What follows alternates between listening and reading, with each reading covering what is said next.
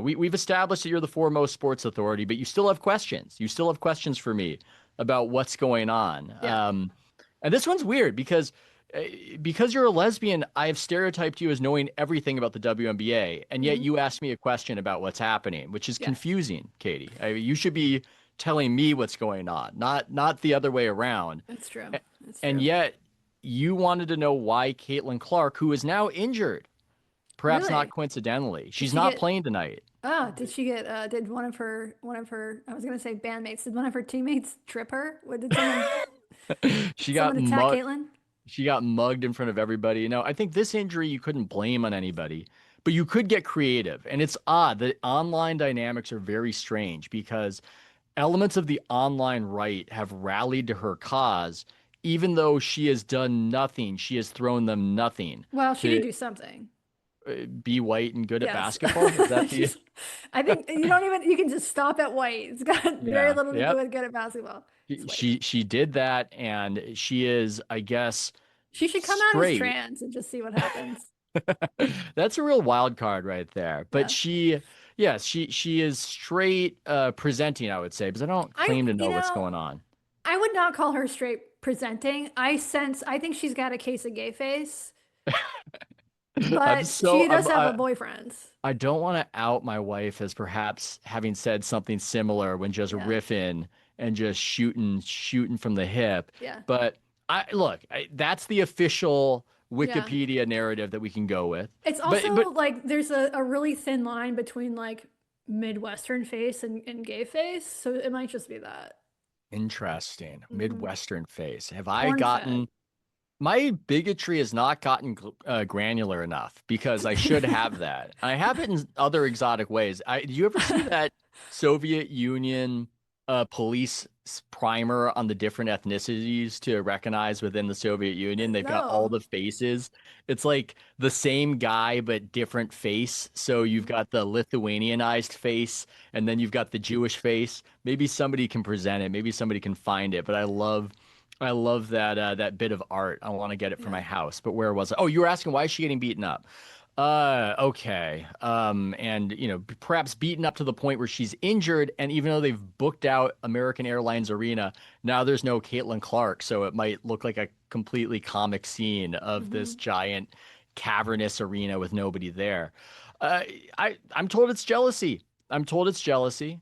Christine Brennan, journalist, really great journalist, has written about this. She's got a book coming out about Caitlin Clark.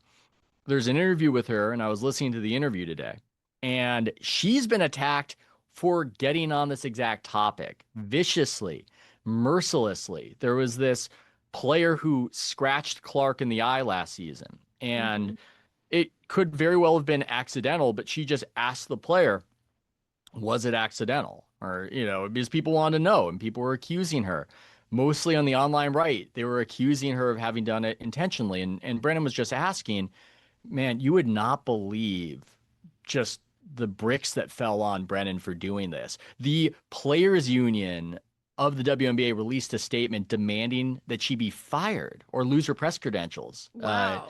more accurately. So Well, wait, there's this what did the girl say? she The said woman. that she didn't do it. I'm trying to remember. I can't, it was last year and I can't remember. It was not convincing. I'll say that much. It could plausibly have been accidental, but the response wasn't the response you would expect from somebody who had done it accidentally. But Hmm. there was this attacking of Brennan as though she had violated some sort of sacred norm. And there was a lot of, they would never do this to the men's players. And I've actually been in locker rooms where we've asked the players, hey, did you mean to do that? Most amusingly was actually when Sean Livingston of the Warriors accidentally hit Dirk Nowitzki in the Dirk, as it were, and the crowd went crazy and was booing. It got very angry in Dallas after that happened, and then Sean was in the corner. The media, we literally cornered him to ask about it and to extract an answer. And Andre Iguodala shouted, Warriors player then Andre Iguodala, look how they got the black man over there, as we cornered Sean in the locker room to demand answers. And then the next day, Dirk was asked about it, and he didn't seem too offended. And he said, actually, Sean told me that for a white guy, it was pretty impressive. So that's sort of, you're allowed Nice. to have a sense of humor in the Yeah. NBA, I guess is what Yeah. I'm saying. when I tell that particular story. But not the WNBA. No sense of humor allowed yet. That's not okay. That's not Yeah. cool. Brennan violated something, and it's just one of these things where there's profound resentment, and maybe this ties into the earlier topic that it's almost like the quote about academia, how the fights are so vicious because the stakes are so low, that when Mm-hmm. there's not money involved necessarily, you're not getting paid a lot to play in the WNBA. It's an attention economy. And even if Mm-hmm. logically we might know that she's bringing more attention to everybody, there are still those instincts that, hey, somebody is just bogarting all the attention over here, and I don't like it. And Yeah. that's why they left her off the U.S. Olympic team. That they all got together like mean girls and then let her on it last season, which Brennan has also talked about. So How much better is Caitlin Clark than stars of the past? I want to monopolize this contrarian spot right now because she's had a bit of an up and down season. I want to call her an overrated bum and just watch people react just for Mm-hmm. fun, just to see it.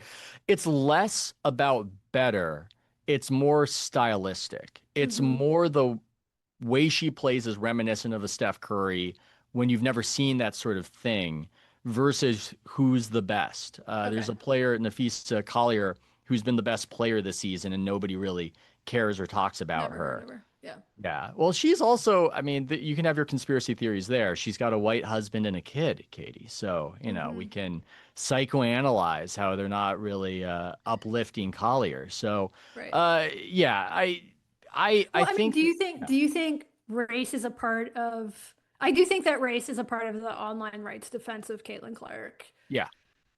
Do you think race is a part of her, let's take the online right out of it, a part of her popularity?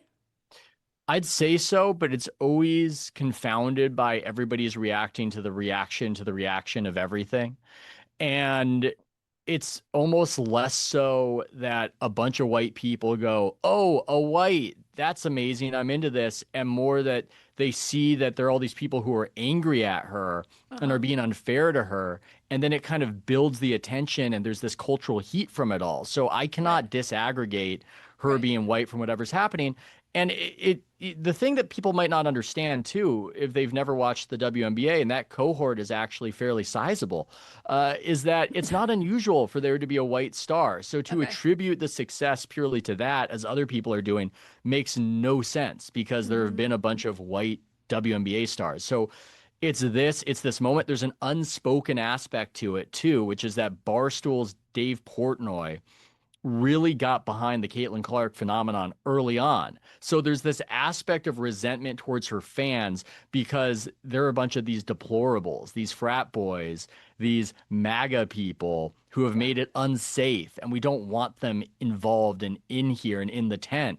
It's all just creating all this heat, except now she's hurt. So I don't know. Maybe people won't care about the WNBA anymore. So Do we know anything actually, about her politics? she liked a post, I think, by Taylor Swift endorsing Kamala Harris. Okay. She has done somebody called it a basketball land acknowledgement of talking about her privilege and the black women who have built the WNBA. And so Yeah.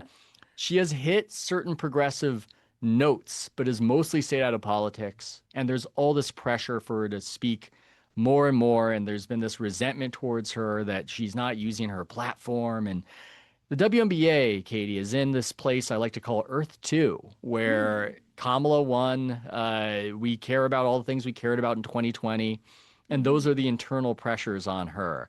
So she has not been overt, but she's certainly not given the right anything to love. And frankly, if I am to just counsel the online right here, and I'll speak to one of them as though they're all of them. Who would that person be, by the way? Would it be Charlie Kirk? Who would it be who I'm talking to right now? Yeah, I think he's a big women's basketball fan. He posts about Caitlin Clark. Of course. So Of course. I would pull them aside and go, this looks pathetic, man. You look Yeah. like a bunch of simps. She's not even out here supporting you. You don't need to Yeah. get involved in all of this. You don't need to chase engagement in this way. You They need know, someone like Leah Thomas. Like that too. the right needs their own Leah. Yes. In what sense? In what sense specifically do you mean that? They need someone with bigger shoulders.